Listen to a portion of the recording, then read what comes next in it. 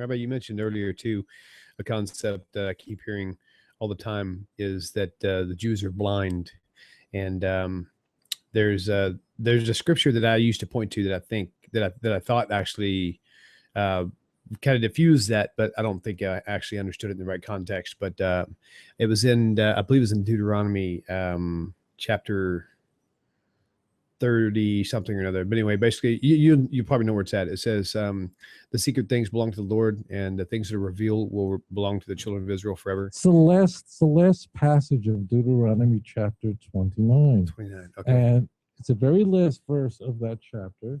And it says that the secret things belong to the Lord, but that which has been revealed belongs to us and your children forever, that we may keep all the words of this Torah. Listen to what you just heard. It means in Judaism, is there such a thing as mystery? Of course. Of course that we can't possibly hope to possess the mind of God.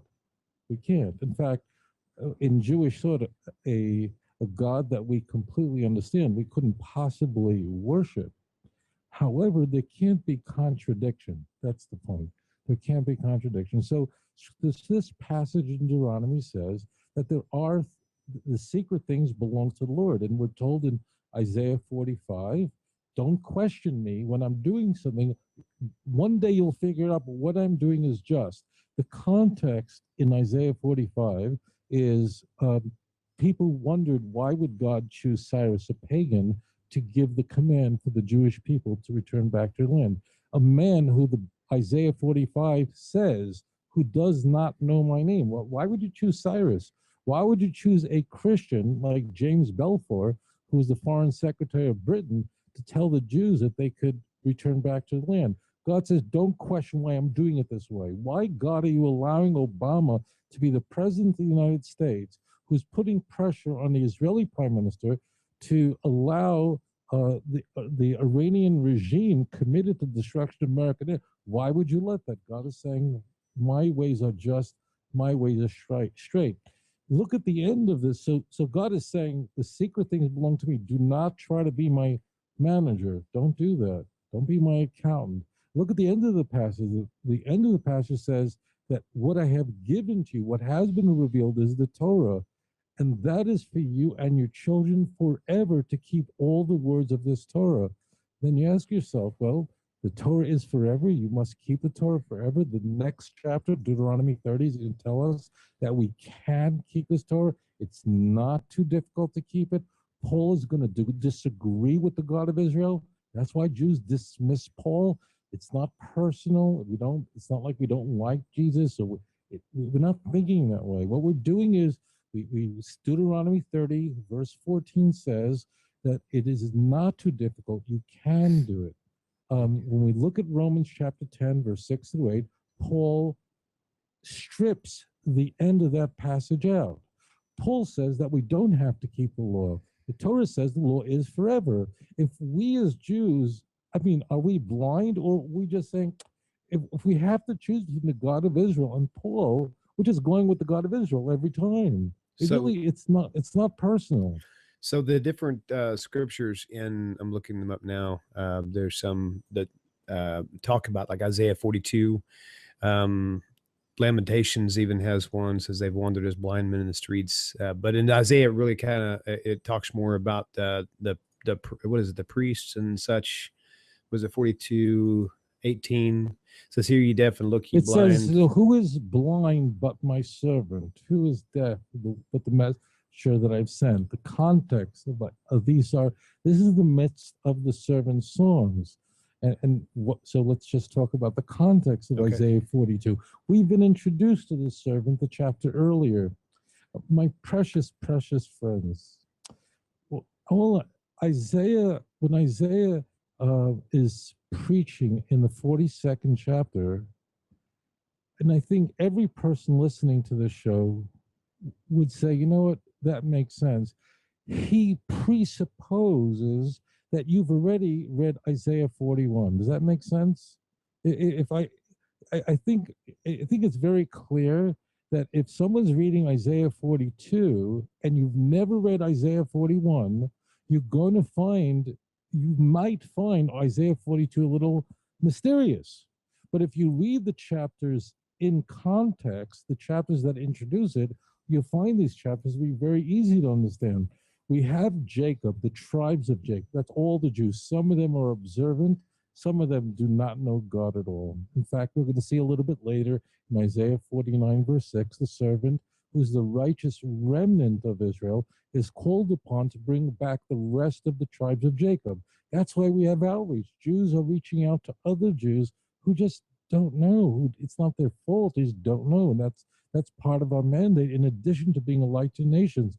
But at times, you can have someone who's an Orthodox Jew, I mean, a Jew who's observant, but he's not having a personal relationship with God. It's by rote, whatever the situation is.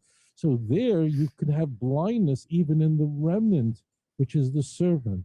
But the servant is very much like Judah. If you look at Judah, the one of the sons of Jacob, he's not perfect, but he's got what it takes to be a leader.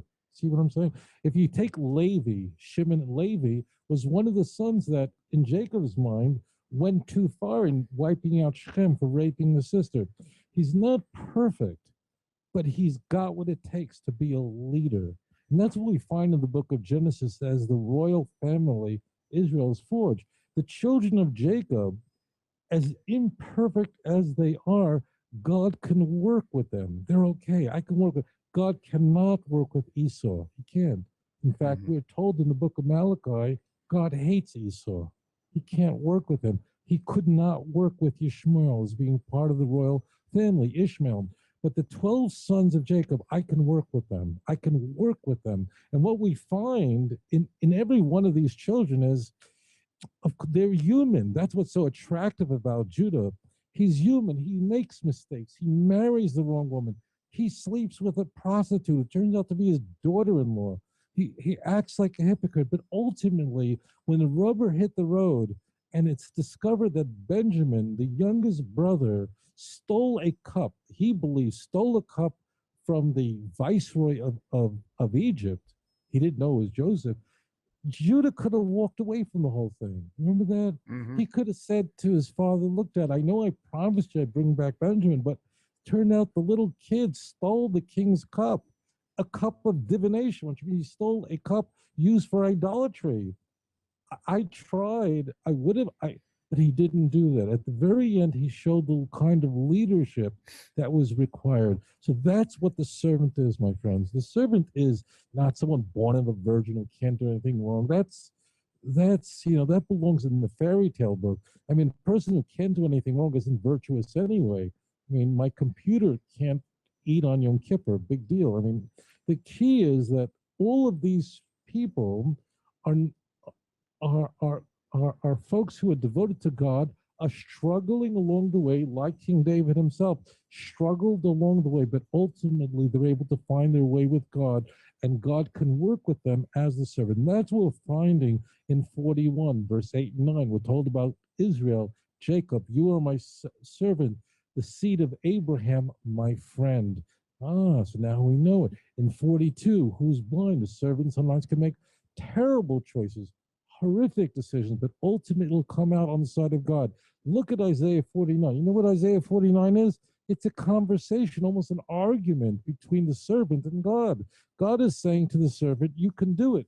You can be a light to the nations. You can bring back the rest of the tribes of Jacob. The servant Israel, and it's identified the servant as Israel in Isaiah 49, verse 3, goes back, I can't. I've been oppressed, despised of nations, hated.